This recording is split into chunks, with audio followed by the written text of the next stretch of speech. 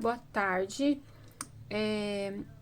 Então, pessoal de primeiro ano de engenharia, eu gostaria de avisá-los que eu não vou conseguir dar aula para vocês online, de certa forma, de um momento, ter o nosso momento síncrono durante essa semana. Inclusive, eu vou discutir com vocês na plataforma um horário para a gente fazer o horário de atendimento, porque eu não consigo fazer esse horário de atendimento das 2 às 4, que é o horário que ficou para mim. Então, assim, a gente precisa ver um horário, um outro horário para a gente fazer esse horário de atendimento. Então, as aulas eu vou gravar dessa forma, é a forma que eu tenho no momento. Em breve, espero fazer melhorias em nossa maneira de gravar e de realizar essas aulas, mas por enquanto vai ser dessa maneira. Eu vou deixar um material para vocês na plataforma, um material escrito. Ele consiste numa revisão daquilo que a gente viu sobre funções até a hora que a gente saiu, paralisou. E a gente vai avançar nessa questão das funções. Tem bastante coisa ainda pra gente avançar.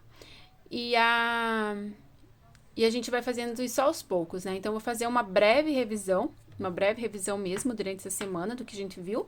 E semana que vem a gente já começa com alguns assuntos novos. Eu acho que na verdade, durante essa semana mesmo, a gente já começa com um assunto novo, que seria das funções exponenciais e logarítmicas, que a gente não tinha dado tempo da gente ver. As demais a gente viu. Então, eu vou fazer isso em duas partes. A primeira parte, eu vou mostrar um pouco sobre o conteúdo, e daí eu vou fazer um outro vídeo com alguns exemplos, que é parecido com os exemplos que eu deixei na plataforma para vocês fazerem. Os exemplos foram retirados do livro do Cálculo A. Se não na íntegra, pelo menos de formas semelhantes aos exemplos que constam nesse livro, tá? Então, assim, primeiramente, o conceito de função. A função f de x, ela é determinada dentro de um domínio, que a gente sempre escreve dessa seguinte maneira. Domínio vai ser sempre o primeiro conjunto que a gente colocar aqui, para um contradomínio, que a gente chama de B. Quando eu escolho x para calcular a minha função, esse x ele faz parte do domínio da função, tá? Então, ele faz parte desse conjunto aqui. Quando eu calculo a função nesse ponto que eu escolhi, então que são os conjuntos dos x, eu vou encontrar para fazer o cálculo e ele vai chegar num valor numérico que a gente vai chamar de y. Esse y, ele faz parte do contradomínio. Então, o conjunto dos y a gente chama de imagem da função.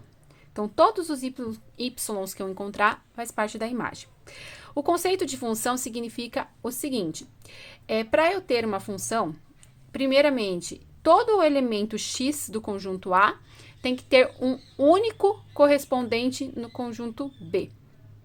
Tem que ter sempre um correspondente, e esse correspondente tem que ser único. O que isso significa, né?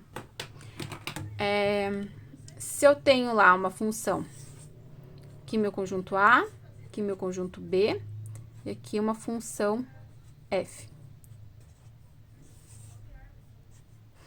Se eu pego vários elementos aqui, x1, x2, x3. Cada um desses elementos, ele tem que ter um correspondente lá no meu conjunto de contradomínio. Então, vai ter que ter uma setinha indo para um desses elementos. Então, isso é uma função. Não pode sobrar elementos aqui sem correspondente, então não pode sobrar um x aqui que não tenha flechinha. Se isso acontecer, sobrar um x aqui dentro, sem ter alguém correspondente a ele, isso já descaracteriza o conceito de função, ele já não é função. Então, se ele tiver correspondente, é função, tá? Então, digamos que esse cara vai trazer para cá. Pronto, agora eu tenho uma função novamente. Outra coisa que não pode acontecer é ter dois correspondentes. Então, vamos fazer um outro exemplo aqui. Uma função g.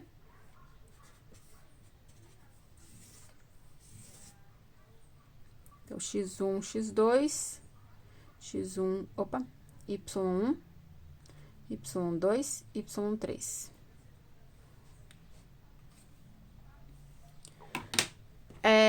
Digamos que esse elemento x1 leva lá para y1. E o x2 leva para y2 e y3. Então, o que que acontece? O mesmo elemento de x tem dois correspondentes para ele. Isso não pode acontecer numa função também. Então, na matemática, existe um outro tipo de conceito que é chamado conceito de relação. Numa relação, essas coisas podem acontecer. Pode sobrar elemento aqui nesse conjunto e pode também o mesmo x ter dois correspondentes. Aí, esse tipo de relação a gente chama de aplicação, na verdade. Mas não caracteriza funções. Então, ele caracteriza um outro tipo de conceito matemático, tá? Então, as funções têm que obedecer essa ideia. Então, isso aqui não é uma função. Não é uma função, porque o conjunto, aqui, o conjunto do x, assim, tem um elemento que tem dois correspondentes. Aqui, ele é uma função, porque cada elemento de x tem um correspondente em y, tá? Então, aqui é uma função.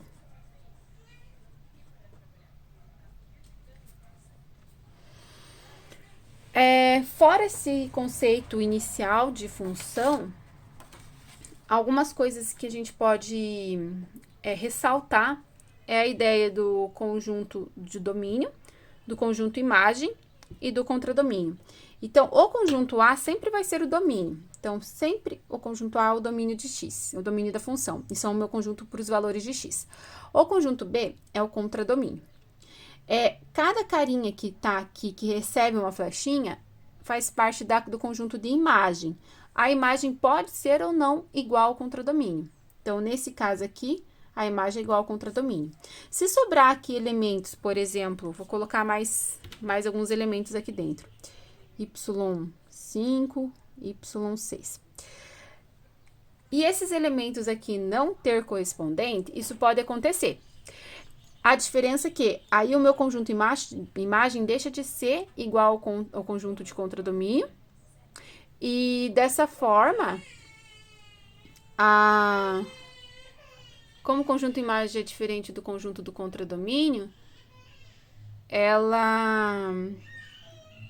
meu neném tá chorando, gente. Só um minutinho. Pronto, calma. Como o meu conjunto imagem é diferente do conjunto contradomínio, isso pode acontecer também na função. A gente vai ver algumas implicações sobre isso na hora da gente classificar essas funções, mas isso pode acontecer. Então, não tem nada que impede de ter um conjunto menor para a imagem do que o contradomínio, tá? Então, assim, basicamente, a função, ela tem um domínio. Então, sintetizando, tem um contradomínio. E dentro desse contradomínio tem uma conjunto imagem. Então, aqui são os valores de x que saem para um conjunto de y. Então, ele sai daqui e chega no conjunto imagem. Pode ter carinha aqui fora, mas ele não faz parte do conjunto imagem. Ele faz parte só do conjunto de chegada, mas não é o conjunto imagem da função, tá? Essa ideia de função, a gente também pode ver isso graficamente. Então, por exemplo, vou fazer aqui um gráfico só para a gente ilustrar. Digamos que eu tenho uma função.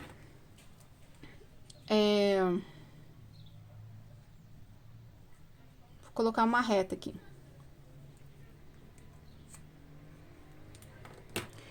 Então, isso é uma função de primeiro grau, que a gente vai ver também alguns tipos de função no próximo vídeo. Então, olha, tem um x1 aqui, e eu tenho um correspondente para o x1, que eu vou chamar de y1. Tem um x2, e eu tenho um único correspondente para x2. Então, isso caracteriza uma função. Se eu pego agora uma curva dessa forma aqui, por exemplo, a circunferência.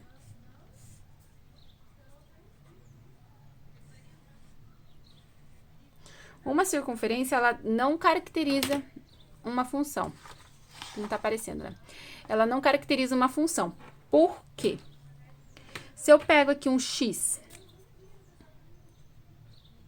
qualquer, o que acontece? Eu vou ter duas imagens para ele. Então, acontece essa situação. Eu tenho um x que está levando para 2y.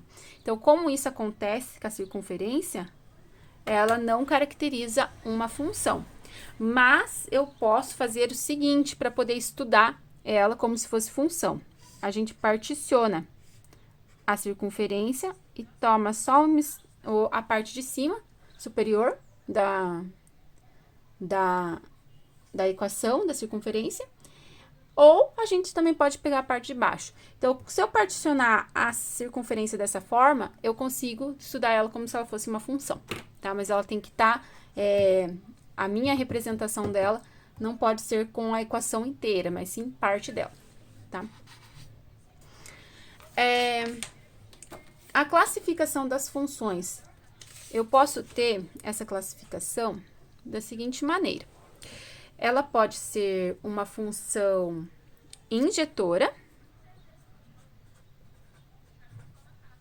Ela pode ser uma função sobrejetora. E ela pode ser uma função bijetora.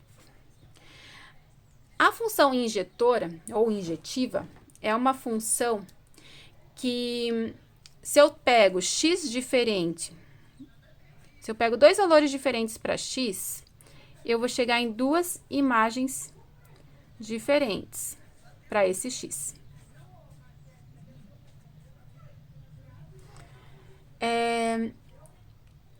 Então, assim, se eu tomo x1 e x2, esses valores são diferentes, eu vou chegar no y1 e no y2 diferente. Um exemplo desses são as funções. Eu vou pegar aqui uma função exponencial para a gente representar. Então, uma função exponencial, ela tem um gráfico parecido com isso aqui, ó, gente. O que acontece? Se eu pegar qualquer valor aqui, ó, aqui eu vou pegar um x1. Aqui eu pego um x2. Se eu pegar qualquer outro valor de x3, qualquer um desses valores, eu vou automaticamente encontrar valores diferentes para eles, para a imagem deles. Então, ó, eu vou encontrar um y1, um y2, um y3, todos diferentes. Isso significa uma função injetora, tá? Para x diferentes que eu tomo para analisar, eu vou encontrar imagens diferentes também. A função sobrejetora, um exemplo disso, eu vou pegar aqui um exemplo da função que é legal para a gente tratar. A ideia da função sobrejetora é que o conjunto de imagem deve ser igual ao contradomínio. Então, a imagem da função tem que ser igual ao contradomínio da função. Então, se isso acontecer, eu tenho uma função sobrejetora. Então, um exemplo gráfico disso, vou fazer aqui mais para o cantinho, para fazer maior. Então, digamos que eu tenho uma função de segundo grau. E eu vou fazer essa função sendo de R em R. Se eu fazer ela de R em R, o que acontece? Eu vou fazer ela de duas maneiras, né? Na verdade, é a mesma lei de formação, o que vai diferir vai ser o meu conjunto aqui, a forma como eu defino ela, tá? Então, eu faço ela sendo de R em R e faço a mesma função sendo de R até R+. Então, digamos que a minha função é essa daqui. Veja que a gente não está trabalhando com a equação dela, só a ideia mesmo da função, o conceito e a forma gráfica dela, tá? Então, o que isso significa? Para ela ser sobrejetora, se ela ficar nesse formato aqui, ó, se eu estiver analisando ela do intervalo dos números reais para os reais, ela não é injetora. ou melhor, desculpa, ela não é sobrejetora. O que isso significa? Para ela ser sobrejetora, ela tem que ter o conjunto de chegada tem que ser igual à imagem, né? O conjunto de saída, o conjunto de chegada, verdade. O conjunto de chegada tem que ser igual à imagem. Então, assim, o contradomínio, no caso da função, tem que ser igual à imagem. Onde a gente vê a imagem, né? A imagem a gente sempre vai olhar no eixo do y, tá? Então, o eixo y é o conjunto, onde eu analiso a imagem das funções. E o conjunto x é onde eu analiso o domínio das funções. Se meu gráfico aqui, está todo ele pro lado de cima do eixo. Então, aqui é o eixo x, e todo o gráfico está para cima dele. Então, significa que cada um desses valores que eu pego aqui para y, ele é um y positivo, tá? Porque a função tá toda, o gráfico da função tá toda para parte positiva do eixo y, tá? Então, significa que a imagem dessa função é igual a R mais. Então, começa lá em 0 e vai lá para o infinito. Então, é o R mais. Se a imagem é igual a R mais e a função estiver definida dessa forma aqui, ela não é sobrejetora. Porque não cumpre essa condição da imagem ser igual ao contradomínio. O contradomínio é real e a imagem é R mais.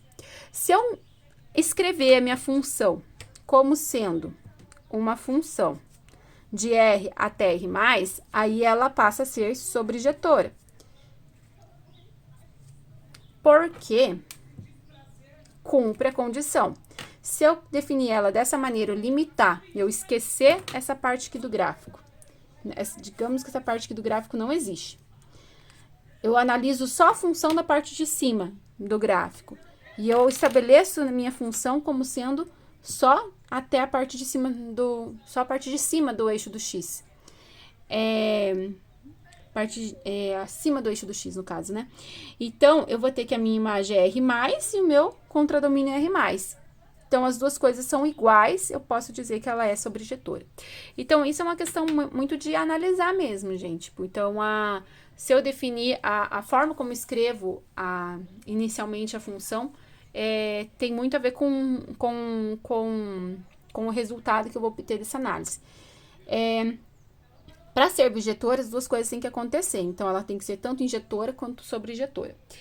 Por exemplo, há uma função de primeiro grau, uma reta, ela é as duas coisas. Então, vou colocar aqui uma reta. Se eu pegar x diferente, ó, x1, e aqui eu vou pegar um x2. Se eu pegar um x, mas isso tem que valer para todos os x e y que eu tiver na função. Então, ó, x1 leva para o y1, x2 leva para o y2, x diferentes leva para valores de y diferentes. Isso para qualquer x que eu tome na função. Então, ela é injetora. Aqui é uma função, como a gente pode ver pelo próprio gráfico, é uma função de R em R. Então, assim, independente do valor que eu tome para x, eu vou ter um ponto lá na função. E esse ponto, ele pode ter tanto imagem positiva, como uma imagem negativa, tá? Então, como eu defini minha função aqui de R em R, eu posso pegar x tanto positivo quanto negativo. O meu conjunto de chegada, no caso, contradomínio da função, é todos os números reais, então, devo ter gráfico ao longo de todo o eixo y. Então, qualquer valor que eu tome aqui para y, a hora que eu prolongo, eu consigo encontrar a função, independente se eu pegar lá, independente se eu pegar mais na parte de cima ou mais na parte de mais na parte de cima ou na parte de baixo do gráfico, né? Então, digamos que a reta é infinita, né? Então, os eixos também são infinitos. Então, se eu pegar assim lá em cima, uma hora essa função vai ser encontrada, tá? Então, assim, qualquer ponto que eu pegue para y, seja positivo ou negativo, eu vou encontrar a função, e isso corresponde ao conjunto R. Então, significa que a função ela é tanto injetora, pela primeira análise que a gente fez ali dos valores diferentes de x, chega a y diferentes, e ela é sobrejetora porque meu conjunto contradomínio é R, e a imagem, como a gente pode perceber na função, tem gráfico da função ao longo de todo o eixo Y, ou seja, ao longo de todos os números reais. Se a gente for analisar aqui as duas equações anteriores, né, que a gente tinha visto, se eu definir essa função aqui, ó, como sendo uma função de R de 0 a mais infinito, ou de R maiores que 0, positivo maior que 0, eu também vou ter uma função que ela é injetora, como a gente já tinha visto, e que ela também é uma função sobrejetora, porque aí eu limitei aqui o meu contradomínio aonde eu tenho o gráfico na função. Então, eu teria essa situação. Se eu analisar agora essa outra situação aqui, da parábola, então ela é sobrejetora, como a gente viu, dependendo do contradomínio que eu tome, mas ela não é injetora. Ela não é injetora porque se eu pegar x diferentes, que é o x1, x2, eu tenho uma mesma imagem y para os valores de x diferentes que eu tenho. Isso acontece porque ela é simétrica. Então, qualquer curva que eu tenha que seja simétrica, ela não vai ser injetora, tá? Se eu pegar, limitar a circunferência que a gente tinha comentado anteriormente, né? Vou voltar ali a ideia da circunferência. Se eu pegar ali a parte de cima da circunferência, mesma coisa, vai ter dois valores para x com o mesmo valor de y para eles. Então, esse exemplo da circunferência, eu posso transformar ela numa função, mas essa função não é injetora. Então, assim, esses são alguns tipos de classificação, gente. A função, ela pode ser injetora, ela pode ser sobrejetora, ela pode ser bijetora, e ela pode ser nem injetora e nem sobrejetora, tá? Então, com relação ao conceito de funções, seria isso. O que a gente vai ver também são as operações que a gente tem com as funções, que a gente pode fazer com as funções. Existe as operações básicas que a gente faz, opera com números mesmo, que seria adição, subtração, multiplicação e divisão. E a gente tem também outras duas operações que a gente chama de composição de função, ou função composta, e inversão de função, também chamada de função inversa, tá? E a gente vê isso no próximo vídeo com exemplos pra gente resolver, ok?